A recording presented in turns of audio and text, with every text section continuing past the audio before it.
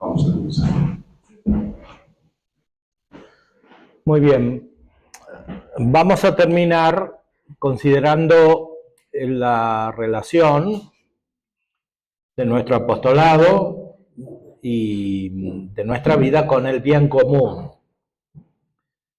especialmente desde el punto de vista de la mujer, pero también en general, porque si no, no se puede entender esta misión particular.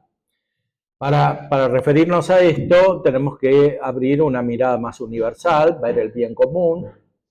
El Papa Pío XI, que ya citamos respecto del matrimonio, en su encíclica Casticum Nubi, nos ilumina también acerca de la organización de la sociedad, cómo debe ser organizada la sociedad, según la visión de la Iglesia, porque la Iglesia debe ser en cierta manera el alma de la sociedad, ¿no? La sociedad es tanto más perfecta cuanto más se acerca a la Iglesia, cuanto más participa de la vida de la Iglesia o cuanto más se integra incluso en la vida de la Iglesia.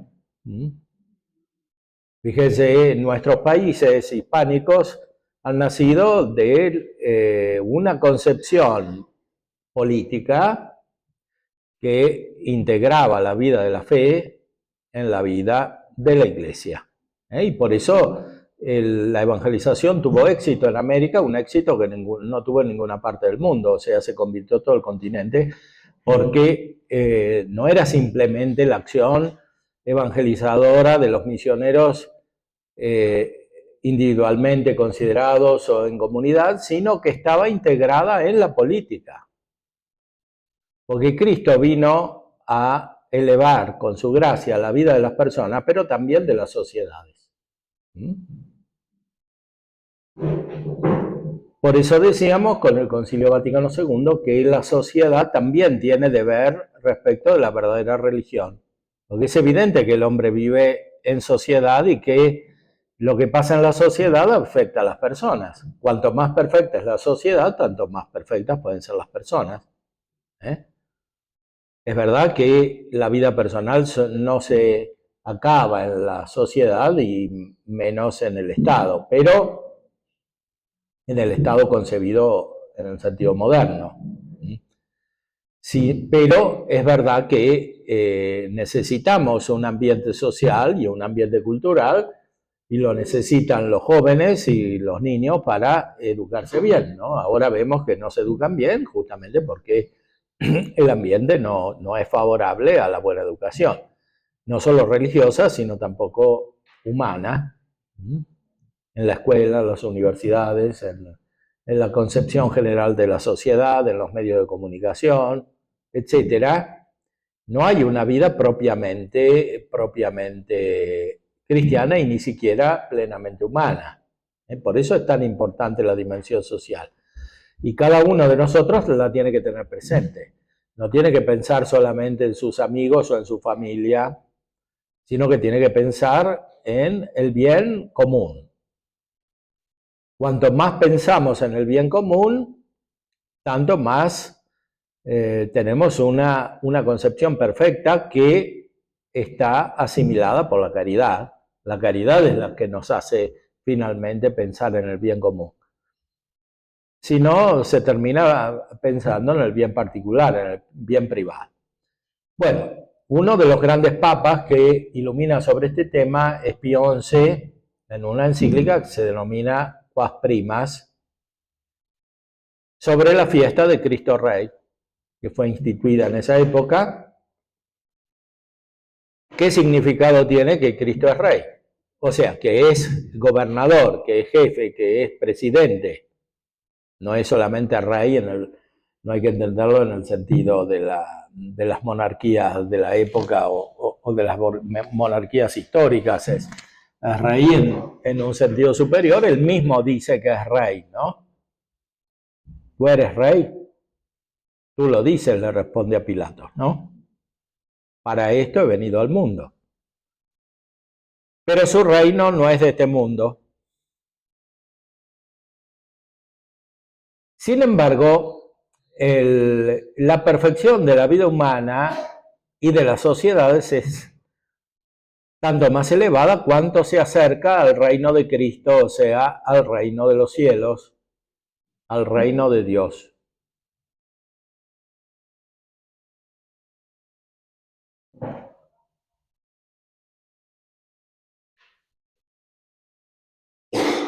Se refiere a las guerras que había en esa época, en la mitad del siglo XX. Esto es de 1925, la Primera Guerra Mundial, que era muy cruenta.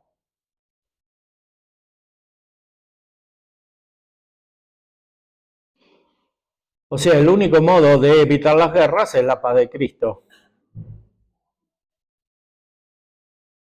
que reine verdaderamente en el mundo. Pero para eso tiene que estar la caridad y tiene que estar la fe.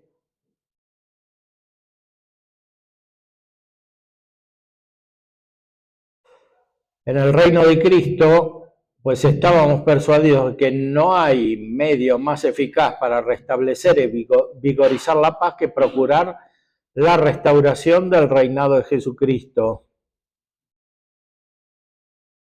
Entre tanto, no dejó de infundirnos sólida esperanza de tiempos mejores la favorable actitud de los pueblos hacia Cristo y su iglesia, única que puede salvarlos. Actitud nueva en unos, reavivada en otros, donde podía colegirse que muchos que hasta entonces habían estado como desterrados del reino del Redentor, por haber despreciado su soberanía, se preparaban felizmente y hasta se daban prisa en volver a sus deberes de obediencia. Porque la Primera Guerra Mundial sucedía una época de laicismo, de masonería, de concepción liberal de la política, de iluminismo, de secularismo, como gran parte del siglo XIX. Entonces, eso trajo grandes males que se reflejaron, por ejemplo, en las grandes guerras, sobre todo en la Guerra Mundial, primera, también en la guerra de 1870, antes, guerras que sí abarcaban pueblos cristianos, pero comandadas por una ideología que no era cristiana, o que era no cristiana frente a los gobiernos cristianos.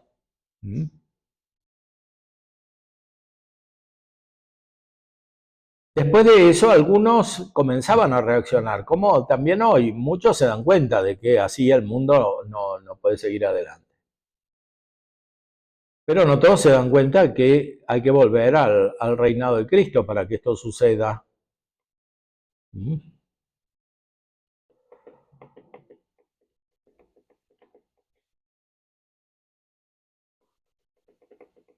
Así, mientras los hombres y las naciones alejados de Dios corren a la ruina y a la muerte, por entre incendios de odios y luchas fratricidas,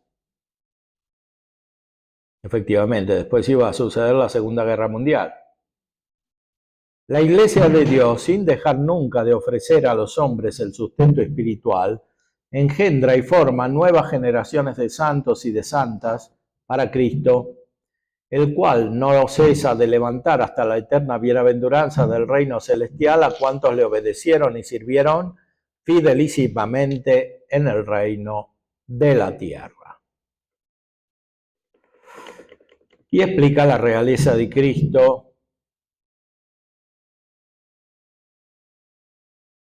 Siempre se lo llamó rey en sentido metafórico, por el grado de excelencia que posee. Así se dice que reina en la inteligencia de los hombres, no tanto por el sublime y altísimo grado de su ciencia, cuanto porque Él es la verdad. Y porque los hombres necesitan beber de Él y recibir obedientemente la verdad. Bueno, está claro que en este sentido, es el fundamental, nuestra época necesita el reinado de Jesucristo porque está lejos de la verdad. Y el primer deber del hombre en cuanto hombre es buscar la verdad, como ya dijimos.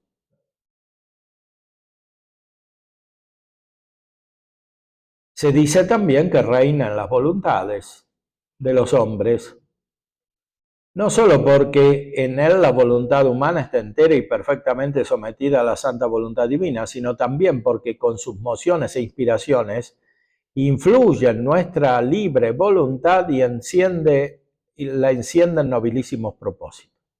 O sea, Cristo es el Rey de nuestra alma porque nos da gracias que nos mueven, enviándonos el Espíritu Santo.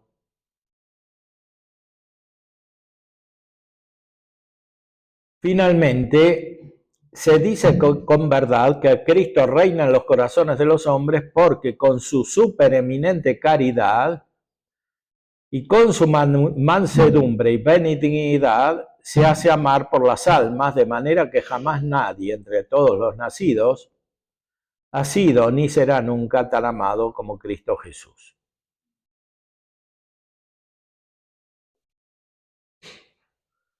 O sea, Cristo está lleno de caridad, es manso y humilde de corazón y se hace amar por todos los hombres. Nunca ningún hombre ha sido tan amado como Cristo Jesús.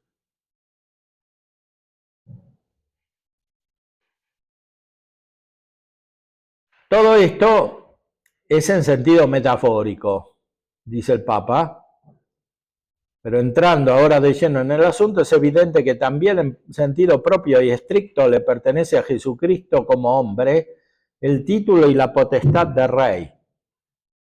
Efectivamente, lo anterior deriva directamente de su divinidad. Aquí se habla de Cristo como rey, pues solo en cuanto hombre se dice de él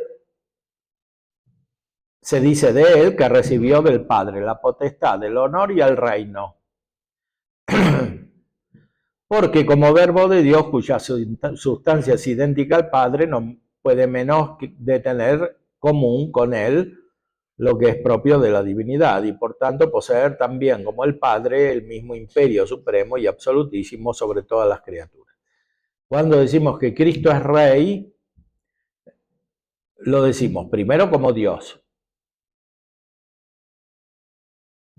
pero así es Rey también el Padre y el Espíritu Santo. En sentido propio lo decimos de Cristo como hombre. Cristo, hombre perfecto. Como hombre perfecto no solo es modelo, sino gobernante, porque se gobierna con la perfección de la inteligencia teórica y práctica.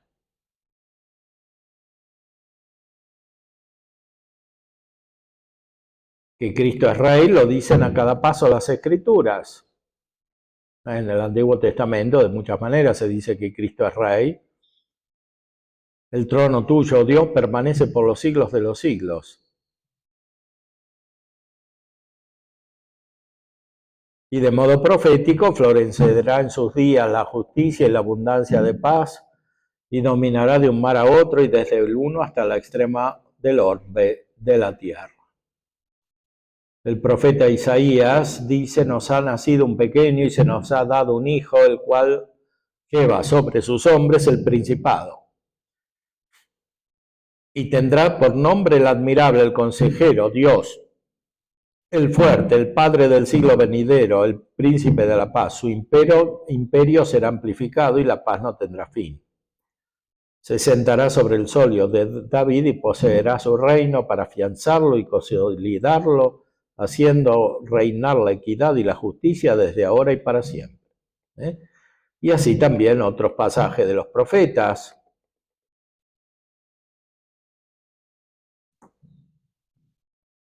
En el Nuevo Testamento ya el arcángel San Gabriel le dice a la Virgen María que dará a luz un niño a quien Dios había de dar el trono de David, del rey David, su padre, y que reinaría eternamente sobre la casa de Jacob, sin que su reino tuviera jamás fin.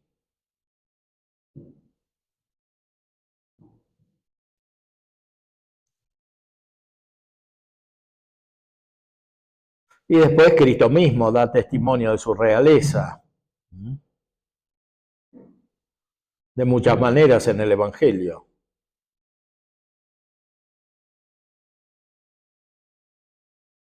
Es Rey de reyes y Señor de los que dominarán.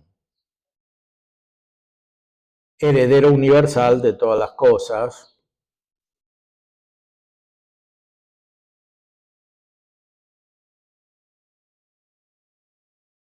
Entonces, en la Iglesia siempre, y se refleja en la liturgia, se da culto a Cristo como Rey, soberano Señor y Rey de reyes.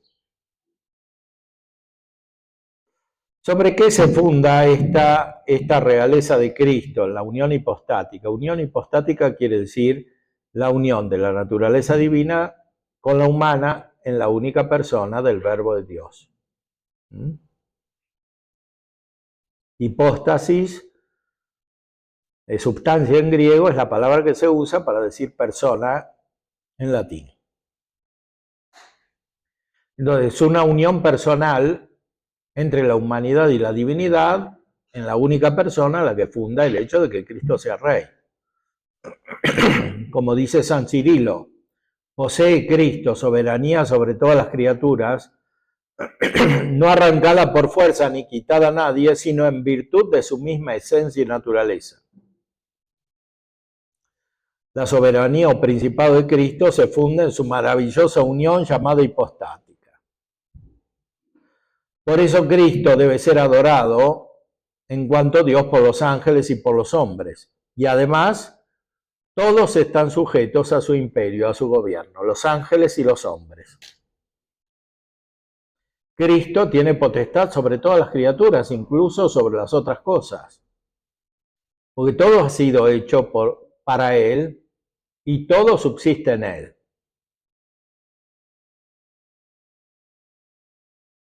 Pero además Cristo es Rey por su redención, porque nos liberó del pecado, nos conquistó liberándonos del poder del demonio y de la muerte.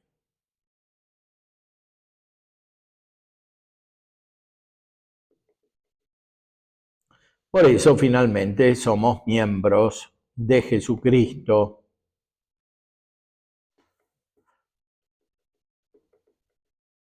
Y después lo aplica a la vida de la Iglesia y a la vida de los pueblos.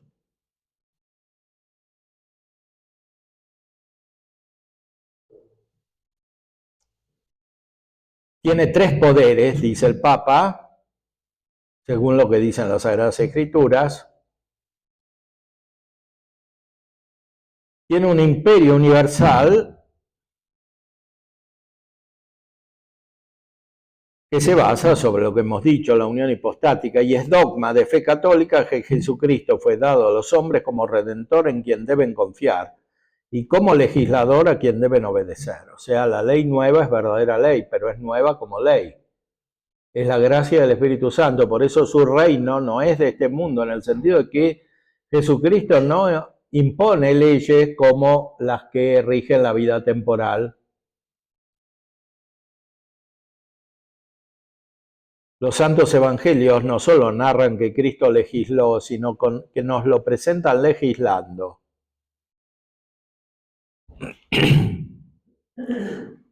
Debemos seguir sus mandamientos, especialmente el mandamiento nuevo.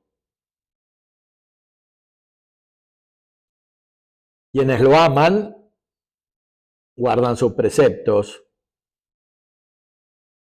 El mismo Jesús, al responder a los judíos que le acusaban de haber violado el sábado, con la maravillosa curación del paralítico, afirma que el Padre le había dado potestad judicial, porque el Padre no juzga a nadie, sino que todo el poder de juzgar se lo dio al Hijo. O sea, Jesucristo no solo impera, es legislador, sino que también es juez.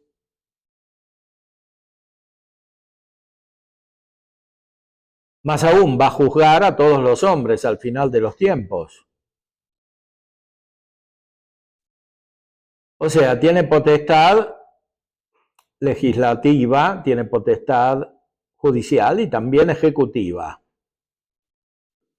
Puesto que todos deben obedecer a su mandato, por eso a los rebeldes les inflige castigos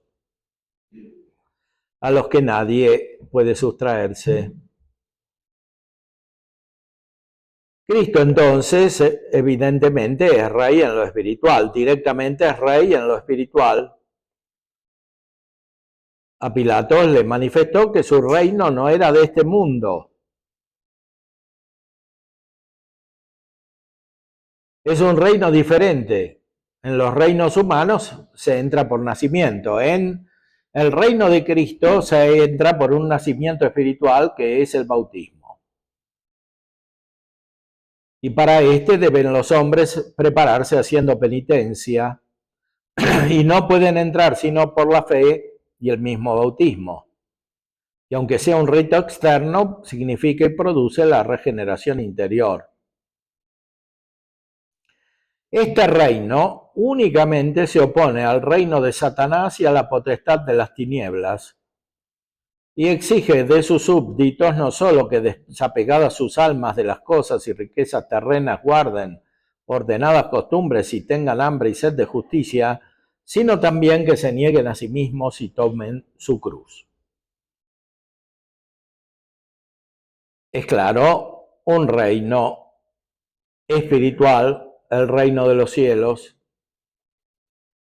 pero también Cristo es rey en lo temporal, porque lo temporal existe para lo espiritual. Lo terrenal para lo divino y eterno. Por eso dice el Papa que erraría gravemente quien negase a Cristo hombre el poder sobre todas las cosas humanas y temporales, puesto que el Padre le confirió un derecho absolutísimo sobre las cosas creadas, de tal suerte que están todas sometidas a su arbitrio. Sin embargo, de ello, mientras vivió en esta tierra, se abstuvo enteramente de ejercitar este poder. Y así como entonces despreció la posesión y el cuidado de las cosas humanas, así también permitió y sigue permitiendo que los poseedores de ellas las utilicen. O sea, Cristo antes de la pasión le dijo,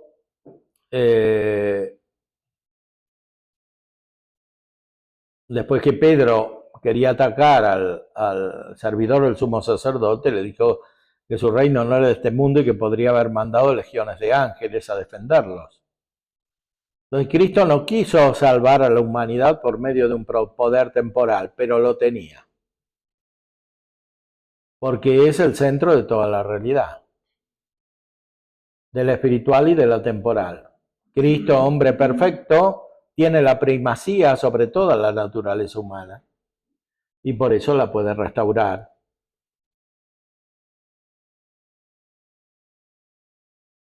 Por eso decía el Papa León XIII, el imperio de Cristo se extiende no solo sobre los pueblos católicos y sobre aquellos que habiendo recibido el bautismo pertenecen de derecho a la Iglesia, aunque el error los tenga extraviados o el cisma los separe de la caridad, sino que comprende también a los que no participan de la fe cristiana, de suerte que bajo la potestad de Jesús se halla todo el género humano.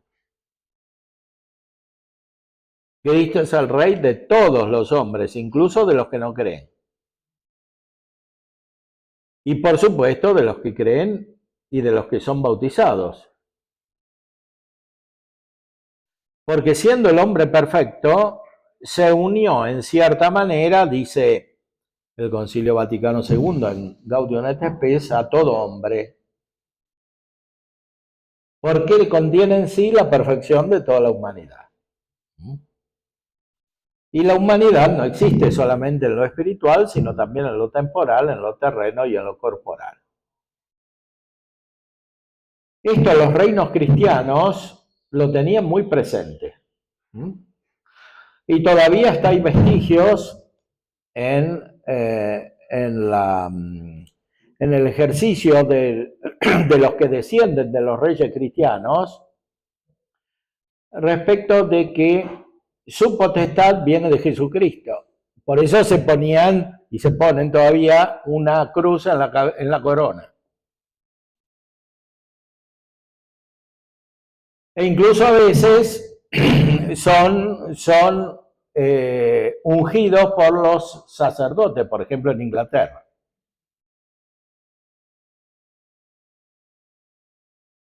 Porque hay como una conciencia lejana, histórica, por supuesto después no se traduce efectivamente en la realidad, pero es bueno que se mantenga porque hace entender que el verdadero reinado viene de Dios.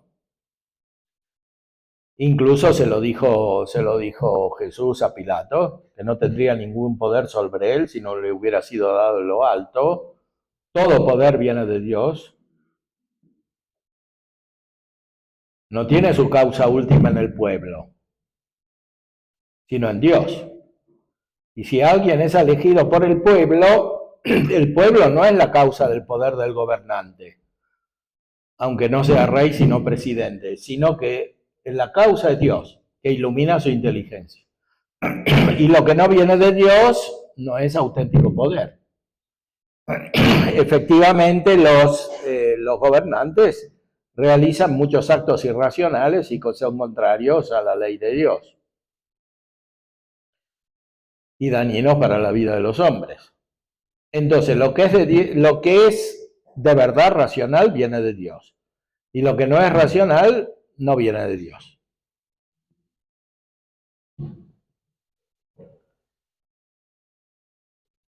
Él es, en efecto, la fuente del bien público y privado. Los dos están unidos.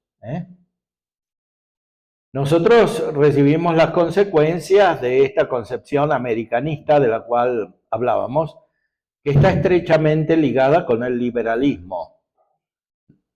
El liberalismo no es simplemente la libertad económica, que es un derecho natural o una condición natural, porque tiene que haber libertad para que funcione la economía. Pero aquí se está hablando del liberalismo político, o sea, pensar que finalmente el gobierno depende de las concepciones diferentes de los hombres, del pluralismo de ideologías.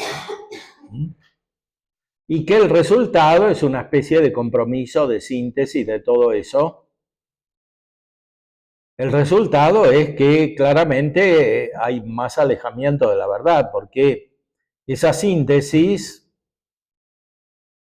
cuando hay ideologías opuestas entre sí, es imposible de lograr sin anular el valor de verdad del conocimiento y también del conocimiento práctico del gobierno. Como dice San Francisco de Sales, si alguien quiere gobernar haciéndole caso a todos, finalmente se enemista con todos. Porque todos tienen deseos que son contrapuestos recíprocamente. Entonces, incluso pensamientos. Por eso no se puede gobernar siguiendo los deseos o las concepciones de cada uno y haciendo como un resultado final, una sumatoria, sino que se gobierna con la verdad. Entonces, Cristo y los verdaderos gobernantes gobiernan con la verdad. Cristo es la verdad absoluta y los otros la derivan de él. Y esto corresponde no solamente a lo propiamente religioso o eclesial o divino, sino que corresponde a todo el orden humano, porque finalmente Él es la luz verdadera que ilumina a todo hombre que viene a este mundo, dice el Evangelio según San Juan. Entonces, en la razón natural, Cristo es Rey. Porque la luz de conocimiento que viene a cada hombre viene de Jesucristo, el Verbo de Dios.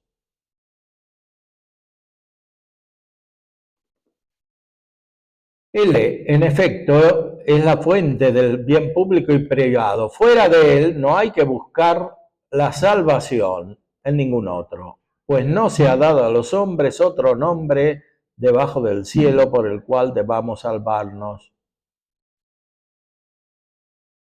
Por eso, cuando los pueblos se convierten en un fin en sí mismos, van a la ruina y a las guerras. Él solo es quien da la prosperidad y la felicidad verdadera, así a los individuos como a las naciones. Porque la felicidad de la nación no procede de distinta fuente que la felicidad de los ciudadanos, pues la nación no es otra cosa que el conjunto concorde de los ciudadanos. No se nieguen, pues, los gobernantes de las naciones a dar por sí mismos y por el pueblo públicas muestras de veneración y de obediencia al imperio de Cristo.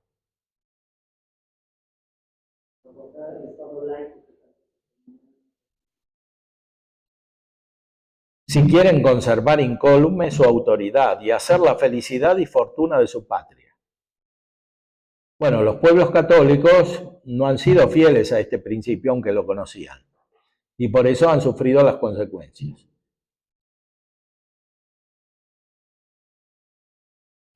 Lo que al comenzar nuestro pontificado escribíamos sobre el gran menoscabo que padecen la autoridad y el poder legítimos, no es menos oportuno y necesario en los presentes tiempos, a saber, desterrados Dios y Jesucristo, lamentábamos, de las leyes y de la gobernación de los pueblos, y derivada la autoridad no de Dios, sino de los hombres, ha sucedido que hasta los mismos fundamentos de la autoridad han quedado arrancados. Una vez suprimida la causa principal de que unos tengan el derecho de mandar y otros la obligación de obedecer, de lo cual no ha podido menos que seguirse una violenta conmoción de toda la humana sociedad privada de todo apoyo y fundamento sólido. O sea, cuando se elimina a Dios de la sociedad, se produce la rebelión, las revoluciones, los desórdenes, finalmente la desobediencia, porque la fuente de toda autoridad, o sea, de todo verdadero poder, es Dios. No solo del poder en lo divino, sino también en lo humano. Y Dios es Jesucristo. Jesucristo es Dios. Entonces, supuesta la encarnación, la ley de Dios pasa a través de Jesucristo y por tanto de su evangelio. Por supuesto, esto no lo conocen todos, ni todos los pueblos. Hay muchos pueblos que no son cristianos, la mayoría. Pero esto lo escribe el Papa para los pueblos cristianos que tienen más obligación de conocer estos principios y de volver a ellos.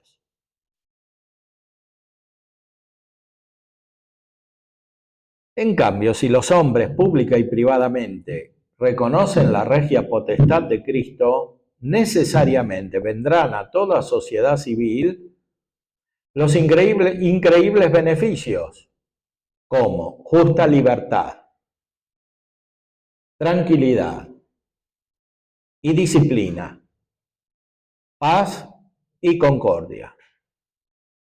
Porque todo esto es fruto de la gracia, finalmente. Y de la razón que sigue la gracia. La regia dignidad de nuestro Señor, así como hace sacra en cierto modo la autoridad humana de los jefes y gobernantes del Estado, así también ennoblece los deberes y obediencia de los súbditos. Por eso el apóstol San Pablo, aunque ordenó a las casadas y a los siervos que reverenciasen a Cristo en la persona de sus maridos y señores, también les advirtió que no obedeciesen a estos como a simples hombres, sino solo como a representantes de Cristo. Porque es indigno de hombres redimidos por Cristo servir a otros hombres. Rescatados habéis sido a gran costa, no queráis haceros siervos de los hombres. Por eso el Evangelio trae la verdadera libertad. Pero esta liberación no es simplemente fruto de una rebelión humana, como si la libertad viniera del pueblo o de la persona humana en cuanto tal, sino que es fruto de la gracia de Cristo. Entonces, el fundamento último de la obediencia debe ser obedecer a Cristo, sea en el matrimonio, sea en la sociedad.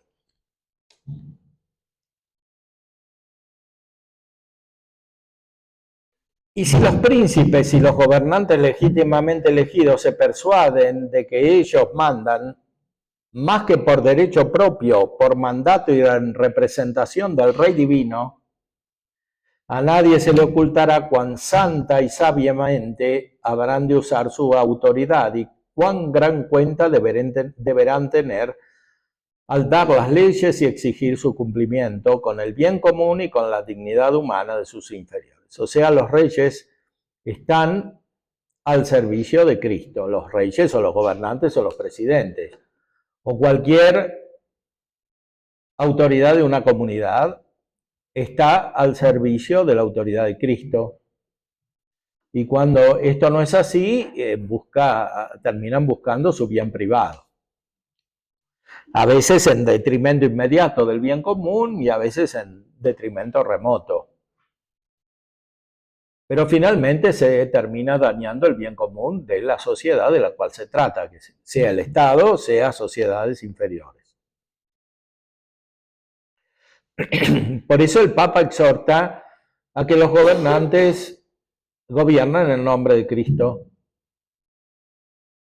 De aquí se seguirá, sin duda, el florecimiento estable de la tranquilidad y el orden, suprimida toda causa de sedición, pues aunque el ciudadano vea en el gobernante o en las demás autoridades públicas a hombres de naturaleza igual a la suya y aún indignos y vituperables por cualquier cosa, no por eso rehusará obedecerles cuando en ellos contemple la imagen y la autoridad de Jesucristo, Dios y hombre verdadero. A veces se habla de la obediencia en el ámbito de la vida religiosa, o como un consejo evangélico, pero la obediencia existe también en el ámbito de la vida civil. Efectivamente, muchas veces los laicos tienen que obedecer más que los religiosos. Tienen que obedecer en el Estado, tienen que obedecer en las empresas, en las distintas organizaciones sociales, y muchas veces esta obediencia es más penosa porque es más exterior y más impuesta y menos voluntaria. Entonces, por eso el Papa exhorta a gobernar en nombre de Cristo, porque la verdadera autoridad de cualquier modo viene de Cristo, aunque los gobernantes no lo sepan ni lo quieran, en cuanto tienen verdadera autoridad.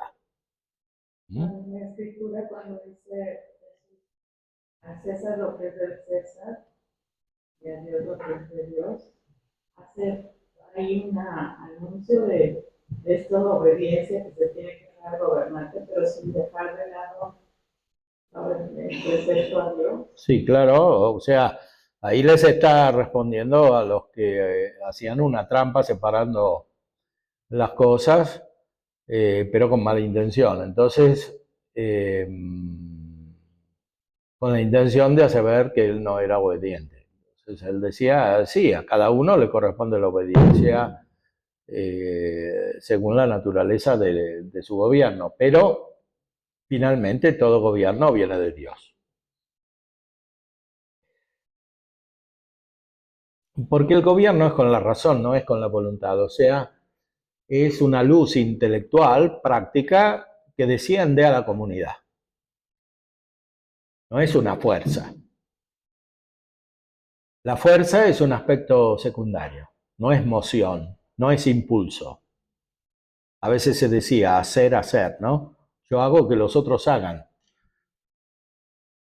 Pero eso está en su fundamento equivocado, es decir, el gobernar es iluminar.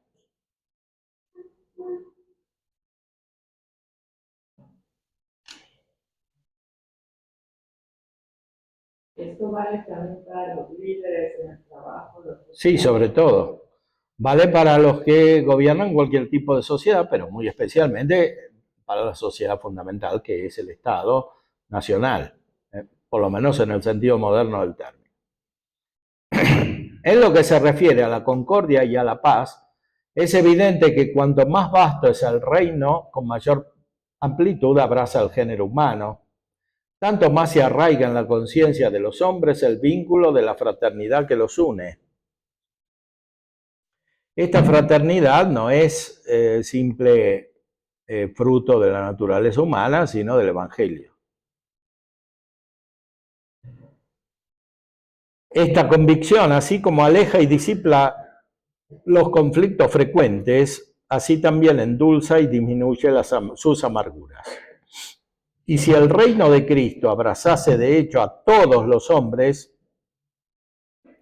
como los abraza de derecho, ¿por qué no habríamos de esperar aquella paz que el Rey pacífico trajo a la tierra, aquel Rey que vino para reconciliar todas las cosas, que no vino para que le sirviesen, sino a servir?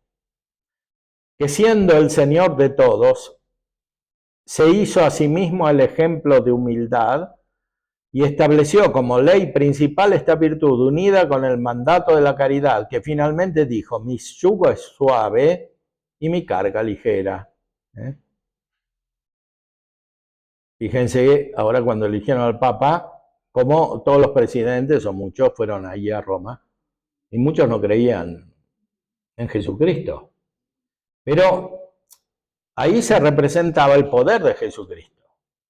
Porque todos estos, aunque tenían concepciones a veces muy lejanas y también prácticas morales muy lejanas, cuando eran cristianos, sin embargo, de alguna manera, a través de la elección del Papa, reconocían el reinado de Jesucristo.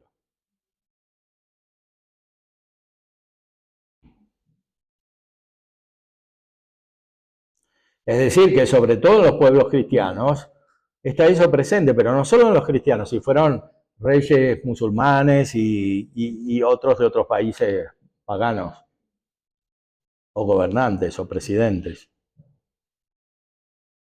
o sus representantes.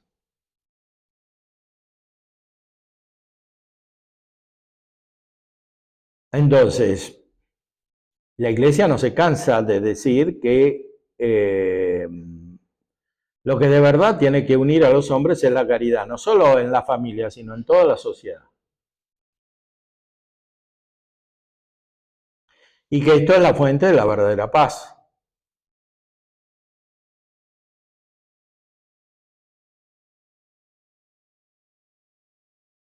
¿Por qué no habríamos de esperar aquella paz que el Rey pacífico trajo a la tierra, que el Rey que vino para reconciliar todas las cosas, que no vino para que le sirviesen, sino a servir, que siendo el Señor de todos se hizo a sí mismo ejemplo de humildad y estableció como ley principal esta virtud, unida con el mandato de la caridad, que finalmente dijo: mi yugo es suave y mi carga ligera?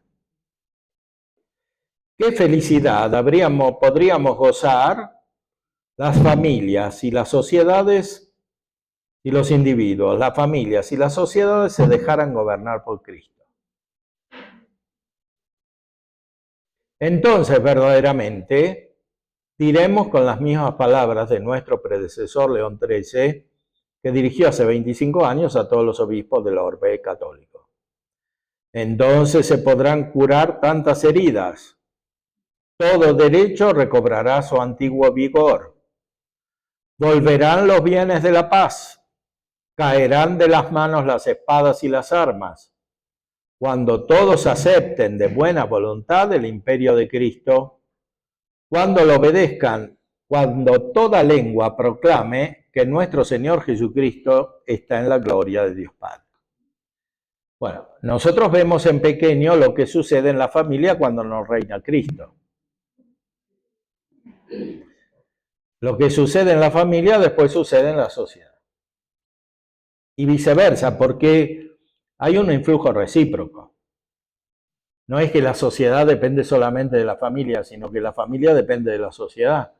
Por eso hay que mirar el bien común y no solamente el bien propio o el bien familiar o de otras sociedades en las cuales estamos integrados.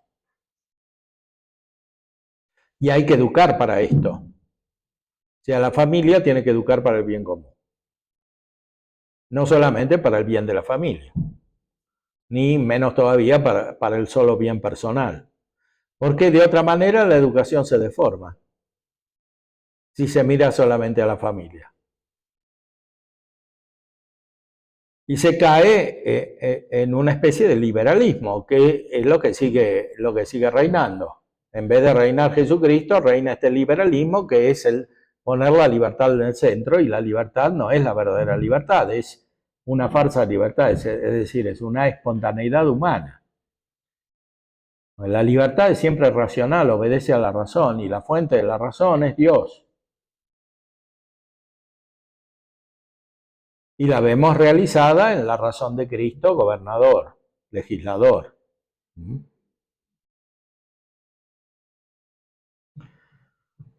Esto lo decía muy bien el Papa León XIII en la encíclica que tiene sobre la libertad. El Papa León XIII se daba mucha cuenta de los problemas sociales. Y al mismo tiempo que refuta el americanismo, refuta el liberalismo. Recordemos esta encíclica.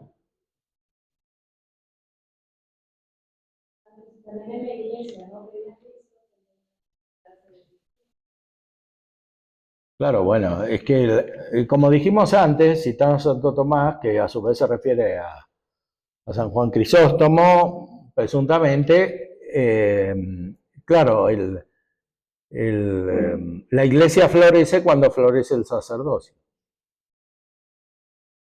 Entonces depende de cómo sean las cabezas. Porque indirectamente también los sacerdotes influyen sobre los gobernantes. Porque son su modelo. Imagínense cuántos presidentes en América Latina fueron a colegios católicos. Casi en la mayoría. Pero el resultado no se ve.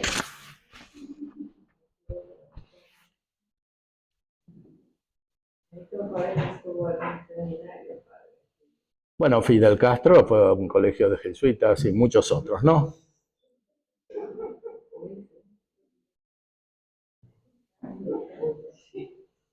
Hay una presidenta que está presa y también fue a un colegio de monjas. Y bueno, todo así es. ¿Eso qué quiere decir? Que la educación no educa para el bien común. O sea, educa para el bien privado o a lo sumo educa de una manera disociada, como pensando que la religión está separada de la vida de la comunidad y de la vida del Estado.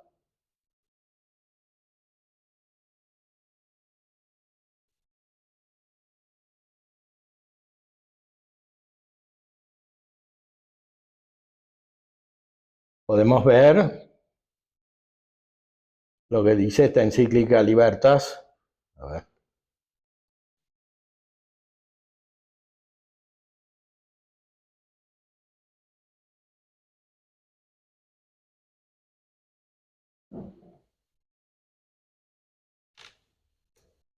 Vale, esta parte de educación desasociada podría ser como que lo que digamos en la mañana de nuestras familias, pues no están viviendo lo que en teoría enseñamos de una vida cristiana. Sí, claro. Bueno, si primero no lo viven los individuos, tampoco lo puede vivir la familia. Pero hay un influjo recíproco, porque cuando en la educación se mira principalmente y solamente al bien particular, ni siquiera la familia funciona, mucho menos el Estado. O sea, ¿cuántos hijos de las familias que deberían tener una función dirigente en nuestros países de Hispanoamérica, de Iberoamérica, cuando llegan a las funciones de gobierno público o privado, responden a una concepción que no solamente no es verdadera, sino que es dañina. ¿Por qué? Porque han sido educados en la búsqueda del bien privado, no del bien común. Y esto no es solo cuestión de las familias, es cuestión también de las instituciones educativas, sobre todo las que dependen de la Iglesia. Las universidades y los colegios. O sea, ¿cómo educan los colegios? ¿Para el bien privado o para el bien? Claro, está muy bien que aprendan computación, inglés, que estén en los mejores ambientes, que vayan a quién sabe qué universidad de Europa o de Estados Unidos y todo eso. ¿Pero para qué? ¿Para que ganen mucho dinero? ¿Para que se casen con otro del mismo nivel social o para qué? Entonces, ¿qué se crea así? Aunque sean las clases más elevadas de la sociedad, se crean personas vulgares o viles. La persona vulgar, la que tiene una mente vulgar, es la que mira el bien privado, no el bien común. La persona noble es la que mira el bien común. Y mira el bien común por encima del bien privado. Entonces, si por más que los niveles sociales sean elevados, se forman personas viles porque miran solamente el bien privado, es evidente que el Estado no puede funcionar. Porque a veces los viles de verdad miran mejor el bien común, o por lo menos se preocupan, justamente porque están en una condición inferior, de la cual quieren salir. Claro, la motivación no será del todo adecuada, como no lo es. Es neurótica, como dice Adler. Pero al menos se preocupan del bien común, ¿y los otros de qué se preocupan?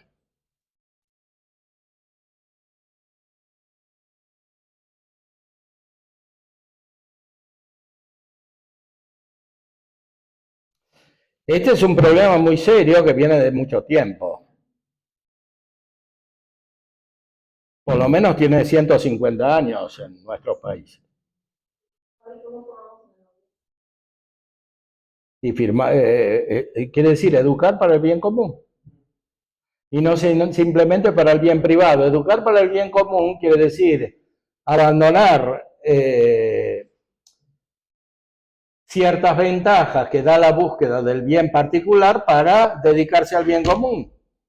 Porque evidentemente trae más problemas dedicarse al bien común que dedicarse a la propia familia o a la propia empresa.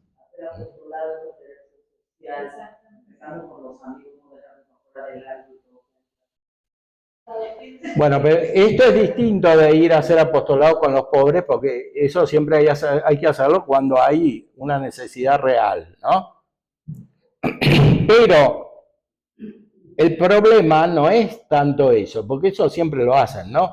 Como dicen en Estados Unidos, hacen charity, ¿no? Van por la calle y le dan a los que viven en la calle o en otro lugar. Pero eso no es preocuparse por el bien común. O sea, preocuparse por el bien común quiere decir preocuparse porque la sociedad esté gobernada de modo tal que no haya injusticia por lo pronto y que no haya desacato a la ley divina.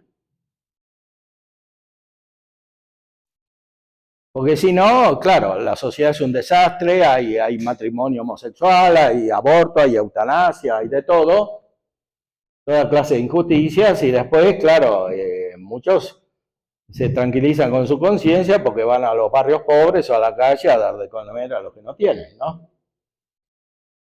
Que está bien, pero si falta lo otro, falta algo más importante. Y esto es responsabilidad propiamente, sobre todo, de las instituciones católicas, especialmente las educativas, empezando por las universidades católicas.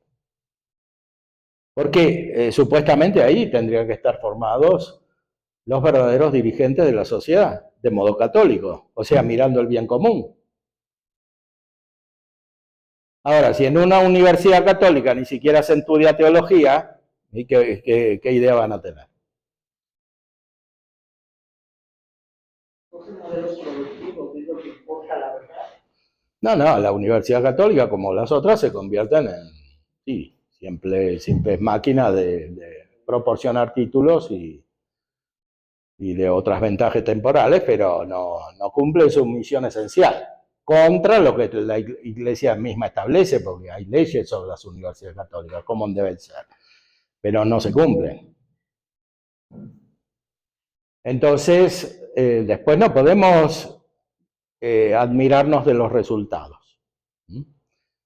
Y la mujer en esto tiene mucha responsabilidad porque en gran parte de de las instituciones educativas, la mayor parte de las que enseñan son mujeres. Entonces, tienen que tener una mirada especial respecto de esto. Porque después no podemos admirarnos de que vengan otras mujeres presidentas en distintos países a tener otra mirada.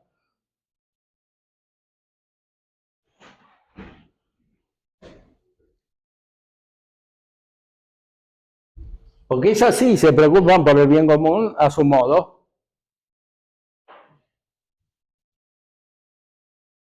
Con otras ideologías que son erradas y terminan dañando el bien común, claro.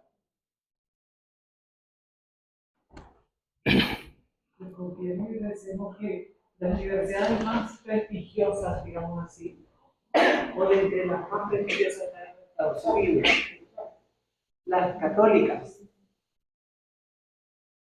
Georgetown, Notre Dame, confiemos que el Papa León, Claro. siendo americano, tenga esa comunicación directa. Claro, que las universidades americanas no sean americanistas.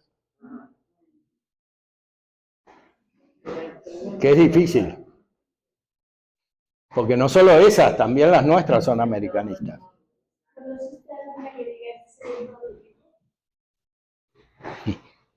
Bueno, había algunas, pero bueno. La de Chile en los años primeros, ¿no? Bueno, cuando en las épocas cercanas a estos documentos del Papa Pío XI y otros, es claro que las universidades tenían una concepción más clara. Sobre todo cuando las universidades católicas comenzaban y no eran un negocio con grandes sueldos para los dirigentes. Porque ahí cuando pasa eso ya es muy difícil, porque la universidad se hace muy grande y claro, hacen falta puestos directivos, los puestos directivos requieren mucha dedicación y tienen sus salarios, etcétera. En cambio, cuando comienzan estas instituciones, que no hay recursos, etcétera, la motivación suele ser más auténtica, ¿no? Se vuelve negocios porque dicen, es que si no es una escuelota, nosotros tenemos que ser universitas, ¿no? Pero universidad, no necesitamos copiar a las otras, porque ya hay bastantes de las otras. Pero yo creo que sigue recayendo mucho más en las familias.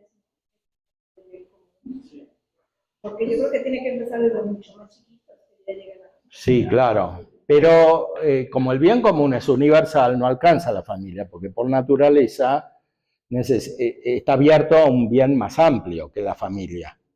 Por eso tiene que haber una motivación que no sea solo la de la familia. Por supuesto, la de la familia es necesaria y básica, pero no alcanza. Pero las universidades además son líderes sociales en la investigación, en el descubrimiento de la verdad, y en cascada va dando a los otros. Entonces sí es muy importante. Sí, pero la investigación tiene que ser hecha en fidelidad a la verdad, no copiando el modelo de las otras, de los criterios y de los cuartiles y de los créditos y de la evaluación con 2 pares y todo lo demás. Porque todo eso sí, puede tener alguna utilidad, pero normalmente termina no solo alejando de la verdad, sobre todo en las ciencias humanas, que son las que más importan para este tipo de visión, porque claro, la química es lo mismo para todos, pero la psicología o el derecho no, entonces, o la filosofía.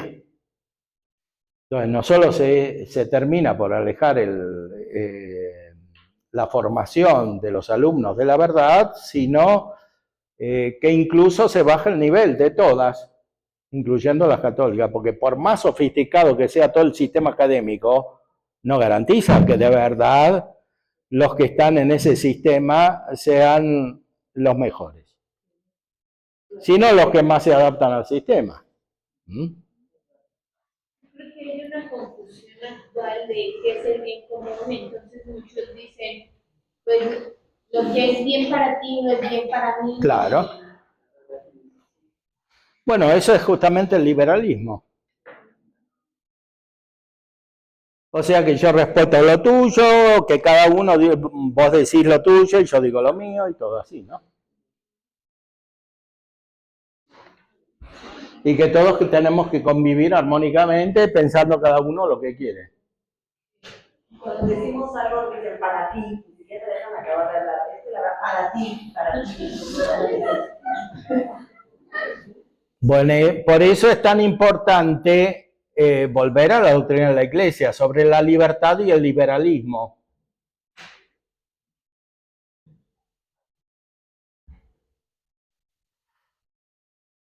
La libertad, don excelente de la naturaleza, propio y exclusivo de los seres racionales, confiere al hombre la dignidad de estar en manos de su albedrío y de ser dueño de sus acciones, pero lo más importante en esta dignidad es el modo de su ejercicio, porque del uso de la libertad nacen los mayores bienes y los mayores males.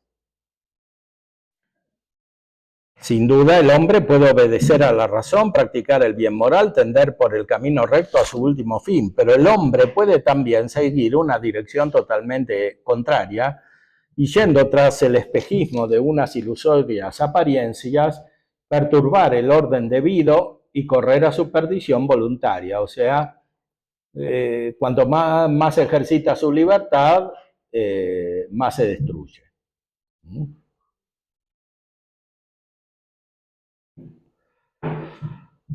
Hemos hablado ya en otras ocasiones, especialmente en la encíclica Immortale Dei, sobre las llamadas libertades modernas,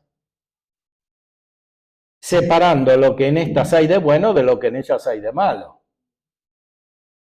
En el mundo moderno, el valor de la libertad no depende del liberalismo, ni de las filosofías modernas, ni de la Revolución Francesa o de las otras revoluciones, sino que depende de la tradición de la filosofía y de la teología cristianas católicas que produjeron sus frutos, sobre todo a través de los estados católicos.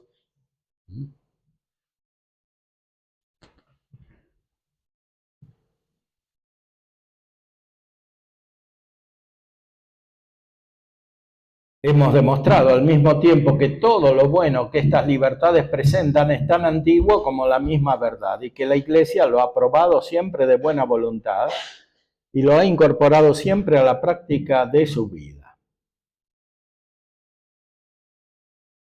La novedad añadida modernamente, si hemos de decir la verdad, no es más que una auténtica corrupción producida por las turbulencias de la época y por la inmoderada fiebre de revoluciones. O sea, se confunde la libertad con la rebelión, que es una especie de revolución, una rebeldía.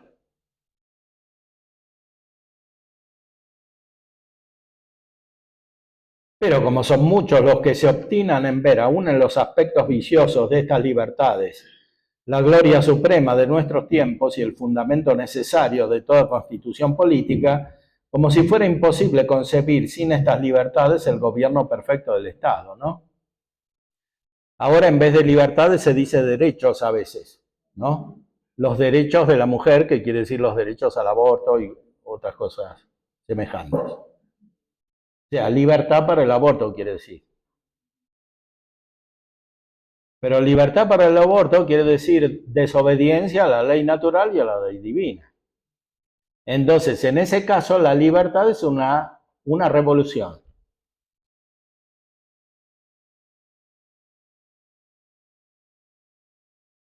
De hecho, estos llamados derechos se han impuesto en gran medida por medio de revoluciones. incluso por medio de manifestaciones, etcétera, externas. El derecho conlleva una obligación, ¿no? Y eso no, no le interesan las obligaciones, le interesa hacer lo que le No, al liberal le interesa que sea obligatorio, no impedir la libertad. Entonces, la única obligación que hay es que todo sea libre, y para que todo sea libre no tiene que haber verdad. O sea que no tiene que haber obediencia a la realidad finalmente, así como es.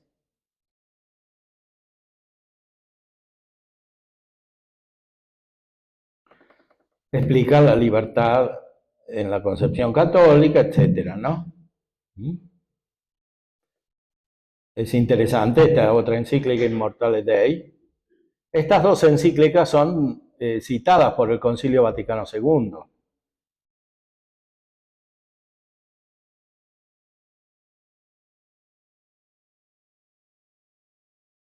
La Constitución Cristiana del Estado.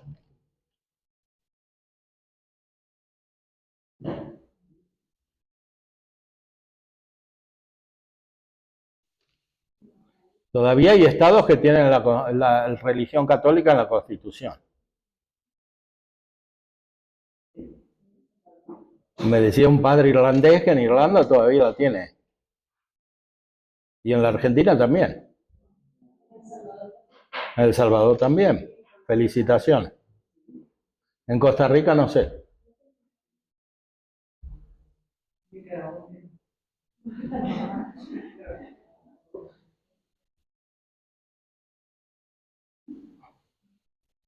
Donde quiera que la Iglesia ha penetrado, ha hecho cambiar al punto el estado de cosas, ha informado las costumbres con virtudes desconocidas hasta entonces y ha implantado en la sociedad civil una nueva civilización. Los pueblos que recibieron esta civilización superaron a los demás por su equilibrio, por su equidad y por las glorias de su historia.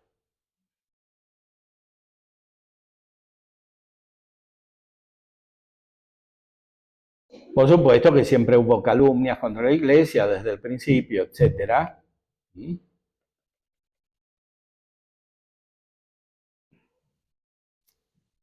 Y cita a San Agustín, que escribió una obra, La ciudad de Dios.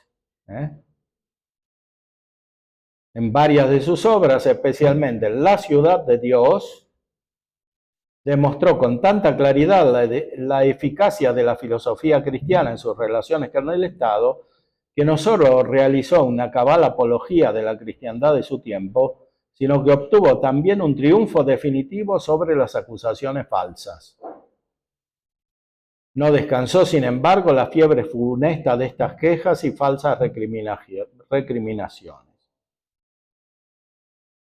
Son muchos los que se han empeñado en buscar la norma constitucional de la vida política al margen de las doctrinas aprobadas por la Iglesia Católica.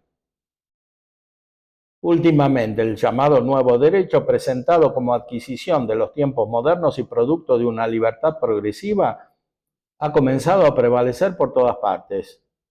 Pero a pesar de los muchos intentos realizados, la realidad es que no se ha encontrado para constituir y gobernar el Estado un sistema superior al que brota espontáneamente de la doctrina del Evangelio.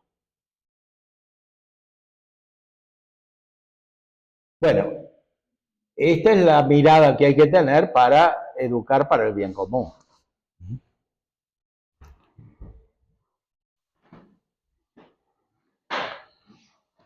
O sea, finalmente educar para que el Evangelio no sea una cuestión individual, sino que el Evangelio informe la vida social.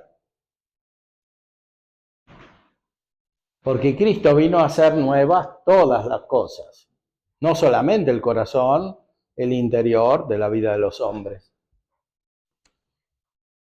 Porque finalmente dejar a los demás que vivan lejos del Evangelio es obrar contra la caridad. La caridad es el amor que lleva a los otros a tener el amor de Dios, el mismo amor de Dios, Y eso implica tener una mirada universal, porque Dios ama a todos, incluso a los malos, para que sean buenos. Y ese amor de Dios, eso es justamente la caridad.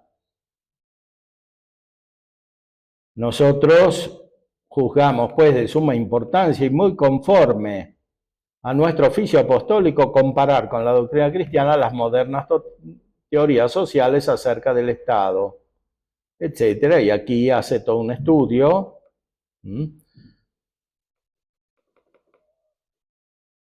de cómo debe ser la constitución de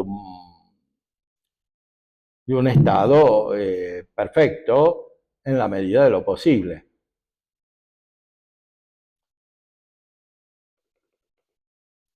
Constituido sobre estos principios, es evidente que el Estado tiene el deber de cumplir por medio del culto público las numerosas e importantes obligaciones que lo unen con Dios.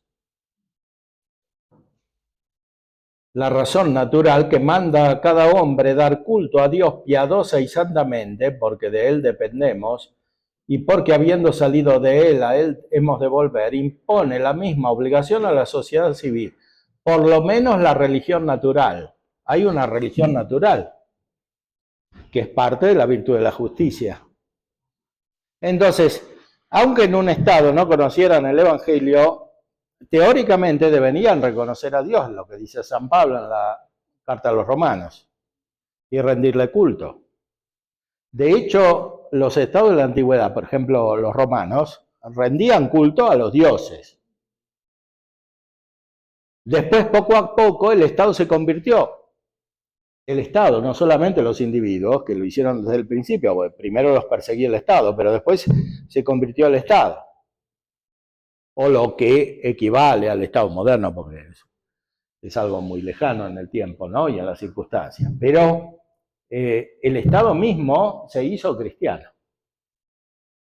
Y es la base de nuestra cultura. La cultura es fundamental para la vida humana. Cultura viene justamente de culto. Y culto viene de cultivación, es cultivar la tierra, ¿no? Ahora hay un culto de Dios, un cultivo de la verdadera religión. San Agustín escribió un libro que se llama La verdadera religión.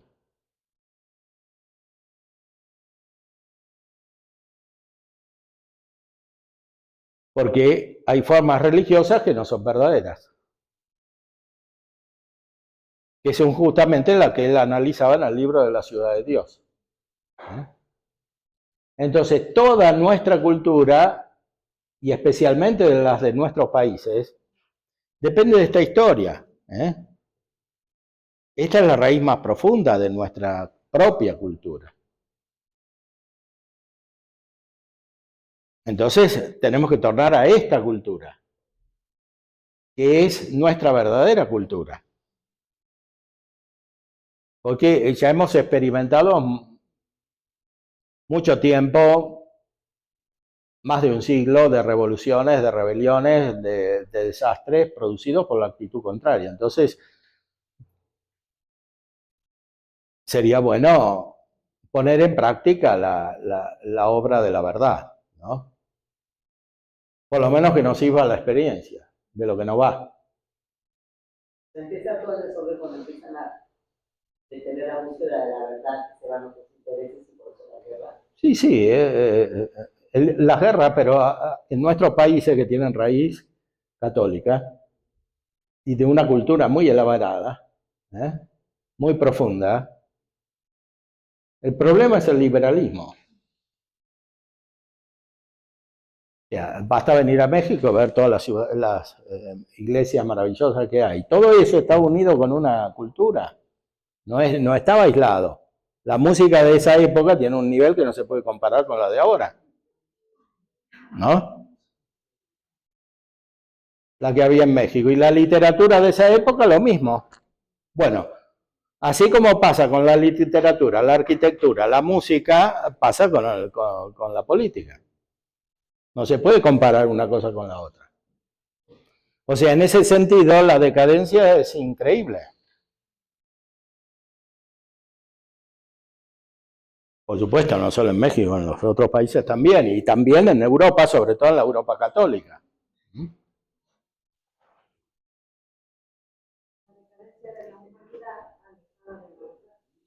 Sí, pero acá es no solo de la humanidad, es de los países católicos. O sea, de la cristiandad. Les recomiendo también un libro de este padre, Mainviel,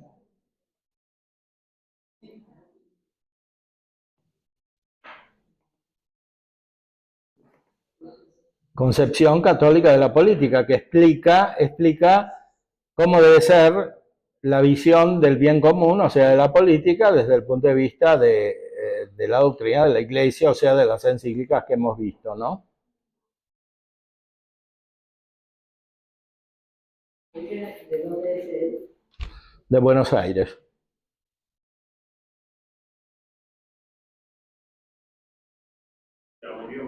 Sí, 1973. Este libro es de 1941. Se puede conseguir también, ¿no?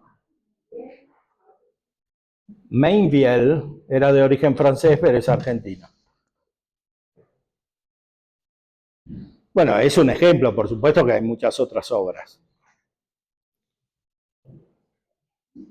Pero este autor, que además era un párroco, tenía el mérito, era un sacerdote, de detectar las fuentes de los problemas.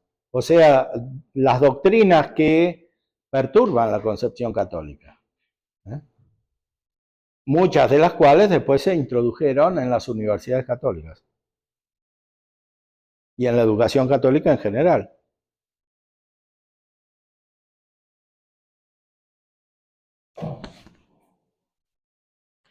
Bueno, creo que es la hora. Creo que habría muchas preguntas, pero Bueno, pues se ha cumplido con el programa. Agradecer al Padre, realmente, porque pues, ha sido el fulcro de toda esta actividad intelectual, espiritual, de estos días maravillosos, toda la sabiduría que el Padre ha transmitido. Quiero agradecerles a cada uno de ustedes porque pues realmente le han echado muchas ganas. O sea, realmente no ha sido fácil. Quizás no estábamos acostumbradas a un curso primero así de profundo y de completo, que ha exigido mucho esfuerzo mental, intelectual, también de la voluntad, evidentemente, para seguir cada una de las charlas. Y han estado todas con un gran esfuerzo, con una gran entrega y con una gran docilidad al Espíritu Santo a través del Padre como sacerdote y como doctor en la Iglesia. No me equivocaría al decir que tenemos aquí a uno, creo que lo dije al inicio, uno de los grandes, verdaderos conocedores de la doctrina católica. Y como es tan completo su conocimiento, tan profundo, que no se le va una, no es como cuando lees a mí, a Santo Tomás, a Ratzinger, a los grandes, que dices, es que no se le va una, se adelantan a todo, a toda posible objeción, a todas las respuestas posibles, y eso ha implicado mucho esfuerzo de su parte. Pero Dios va a bendecir. Cada una dice nada aristotélico tomista, ¿no? La cosa que se recibe de acuerdo a la forma del recipiente. O sea, unas entendieron un poco más esto, otras les sonó más a esto, pero todas hemos estado de acuerdo en lo esencial. Necesitamos volver a una fe más sólida en nuestras vidas, en nuestras familias. Necesitamos volver a enamorarnos de nuestra fe católica. Necesitamos volver a la palabra de Dios. necesitamos volver a la tradición milenaria de la Iglesia, que la hemos ido dejando en los últimos decenios, especialmente en los últimos años. Y necesitamos volver a conocer el magisterio perenne de las grandes encíclicas, de los documentos de los concilios, donde está, como decía el padre hace un momento, todo dicho, pero simplemente que no lo leemos, no lo conocemos, no nos damos tiempo para lo esencial. Entonces creo que ha sido una gran motivación para volver precisamente a lo esencial. Había un gran profesor autodidacta, un gran pensador católico, enamorado de Santo Tomás, solito, sin profesores, enamorado de San Juan de la Cruz, que son los autores principales y a quienes más prefiere el padre, por eso le puso a su instituto Santo Tomás de Aquino y San Juan de la Cruz, el empollón filosófico teológico y el místico espiritual con base filosófica y teológica. Gustave Thibon, un francés, y que escribió en los años 40, precisamente cuando el padre ha señalado comenzaban todas estas, ¿verdad? O se maduraban todas estas ideologías, y que se llama Retorno a lo Real. Retour au réel. Retorno a lo real. Hay que volver a lo real, a la verdad, a lo que está ahí, que nos viene de parte de Dios. Entonces, pues creo que ustedes con todo este esfuerzo merecen ustedes mismas un fuerte aplauso.